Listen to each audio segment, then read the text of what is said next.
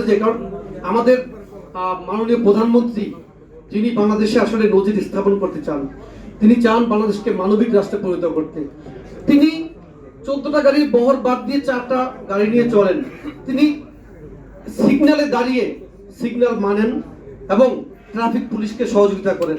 এটা তো একটা মাত্র আমার বক্তব্য, এরকম আপনাদের কাছে এরকম ডজন ডজন প্রমাণ রয়েছে। তিনি অসাধারণ হয়েও কত সাধারণ জীবন যাপন করেন এবং আমাদের দেশের এই 20 কোটি মানুষকে মূলত এটা লেসন দেওয়ার জন্য যে আমাদের প্রত্যেকেরই এরকম হওয়া উচিত। তিনি এটা কিন্তু শো অফ করার জন্য করছেন না, তিনি বরং আমাদের প্রত্যেককে বোঝানোর চেষ্টা করছেন যে আগামী দিনে বাংলাদেশকে যদি আমরা সত্যিকার অর্থে একটি মানবিক বাংলাদেশে পরিণত করতে চাই, যেই বাংলাদেশে বিএনপি সরকারের কাছে যারা বিএনপি করবে তারা যেমন নিরাপদ থাকবে, যারা বিএনপি করবে না তারাও বিএনপি সরকারের কাছে নিরাপদ থাকবে, তাহলে আমাদেরকে এরকমের হতে হবে। আমার মনে হয় আমার বক্তব্য আপনারা বুঝেছেন।